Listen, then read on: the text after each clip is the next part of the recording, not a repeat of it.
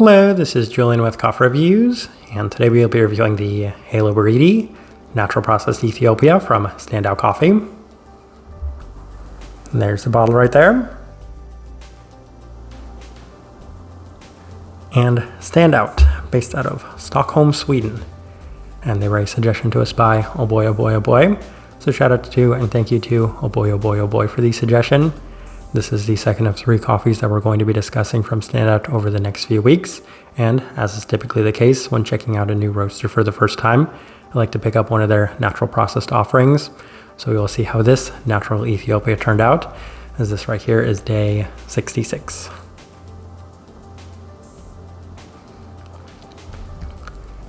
And a quick reminder on the disclaimer for anybody that did not catch our Murray Mill review, and that's that we've been sitting on these reviews for about a month right now, which is why the roast date on this coffee is 66 at the time of recording.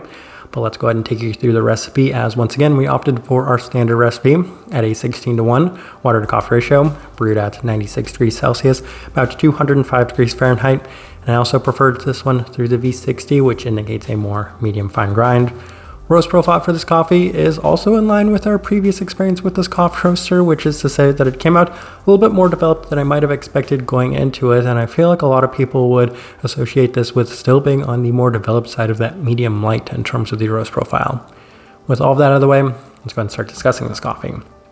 Day 18, first impression. And we did opt for the V60, and the first thing I noticed was a slightly smoky quality to it, as it did offer plenty of the classic natural Ethiopian characteristics with an abundance of blueberries at the forefront. However, it is marred by a smoky quality as well as a slight fermenty aspect to it, so neither of those things were necessarily giving this cup as much clarity as I might have hoped for. In addition to that, the fruit characteristics are abundant, with a mango also present in the cup, so pretty decent start, at least in terms of the fruit factors, but it had been kind of taken back mostly because of the less clean aspects of it. Day 21 through the Chemex, and once again there's even less clarity as it continues to skew in the direction of the fermentiness with a very strong and notable blueberry aspect. More of the complementary ripe stone fruits to an otherwise sweeter cup, but once again, those things are kind of holding it back from something I enjoy a little more. Day 24 through the April brewer, and there's a little bit more structure, as the listed toffee note that they have on here is much more prominent in the cup, especially in the finish. The blueberries have a more fresh and fermenty component to it, with a better pronounced sugary sweetness. Greatly improved experience, and if anything, I probably should have run it back and tried it one more time with the April brewer, because this was probably the best day and experience I had had of this coffee. Day 27 through the V60 with Standout's recipe, and the cup is reminiscent of the first impression, as it does offer an abundance of the listed blueberries with a little less smokiness, and in place of it, a fair bit of the fermenty aspects of this coffee. There's a slightly herbal tone to it right off brew before it settles into a pretty straightforward natural processed Ethiopian coffee with the complementary sugary stone fruits as well as that brown candied sweetness. Day 30 through the Chemex with Standout's recipe, and I opted to stick with the V60 going forward after this experience, as it accentuated so many of the grainy fermenting qualities of the cup. It's been consistent in that sense, as it's something that I continue to experience with all of the tries I've had from this coffee specifically. Focus on the bright blueberry sweetness that seems to transition quickly into that grainy quality. Slight citrus, but for the most part, pretty straightforward. Day 33 back through the V60 with our standard recipe, and this was actually the best it had been in terms of the clarity, as this moment it had better definition with the blueberry less fermenty in the finish itself. Not overly clean, but better than some of the previous experiences with the toffee-like round candy sweetness, a little bit more defined, as well as there being some of the citric components in the finish, just better in general. So that's why I opted to stick with this recipe going forward, and was rewarded somewhat on day 36, as I found improvement with it continuing to offer a little bit more clarity than some of the earlier days. Strong blueberry tone with the caramel sweetness present yet again. A notable sweet florality as well, and then some more of those citric components, a little less defined or overly pronounced, but still subtle and present within this cup. And just for sake of trying one more time, we opted for the Chemex on day 38, and little has changed. Pretty blueberry forward cup with complementary brown candied sweetness, though still marred by some of the more fermenty and slightly smoky tones. All right, let's go ahead and put up the tasting wheel so you can see what we're getting. And we have quite a few level 4s, so let's go through those real quick. And we'll start with the finish alongside of the sweetness, both being at that level 4 mark. And interestingly enough, I do have some positive things to say about this coffee, specifically pertaining to those two things, as oftentimes when it comes to natural or anaerobic processed coffees, they can be too overbearing. And anytime I see them reach a level 4, I say, okay, well, we didn't reach the point of it being overbearing. And even though these coffees did have a fair bit of a fermented quality to them, I wouldn't necessarily define this one as being too overbearing in that regard. So level 4, that's at least off to a good start in terms of the discussion of this tasting wheel.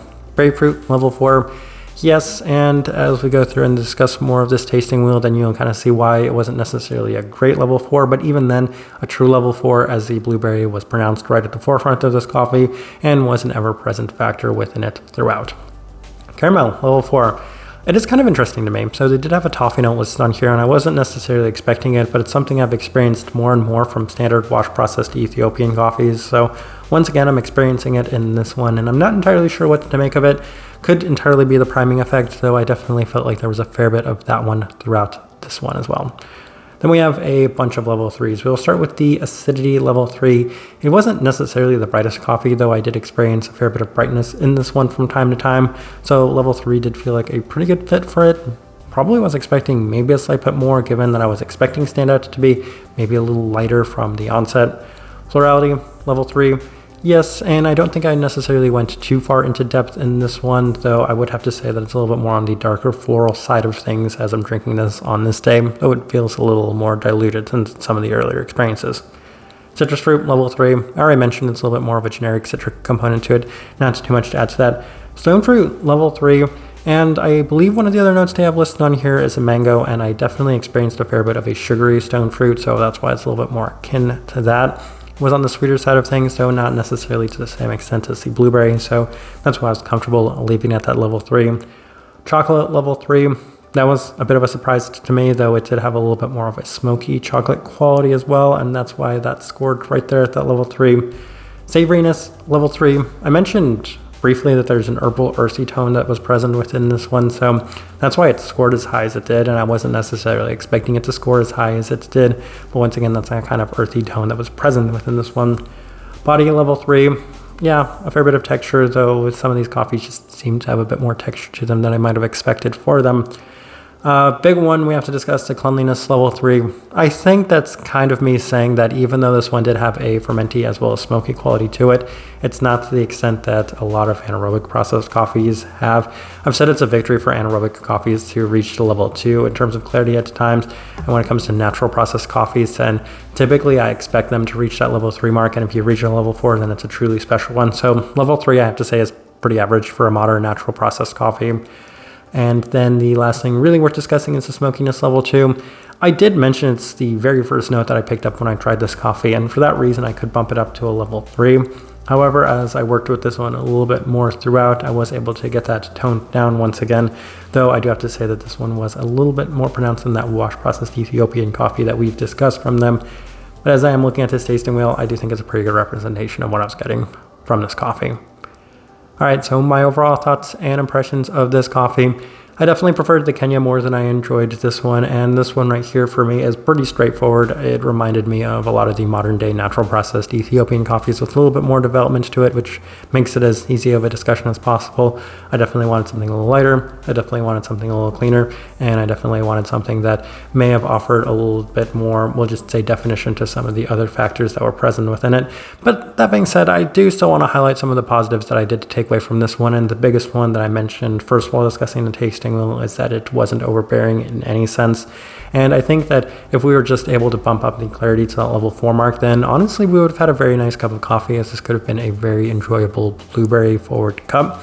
And that transitions into the type of person I would suggest this coffee to. Anybody that does enjoy their very blueberry forward coffees, as well as their candied brown candy sweetness to it, because this one had an abundance of both those things throughout. And even while it wasn't necessarily offering the best amount of clarity of experience from a natural processed Ethiopian coffee, it still offered great sweetness, as well as not something that was too overbearing, too heavy, as I know that that can be a sticking point for a lot of people as well. To kind of combine those factors, and I feel like that's the best direction I can point somebody towards and the best way I can leave this review. If you by chance had an opportunity to try this coffee, I'd love to know your thoughts and impressions of it as well. If you're enjoying the content, give this video a like, subscribe if you're not already subscribed. This right here has been a review of the Beriti natural processed Ethiopia from Standout Coffee. Thank you for watching.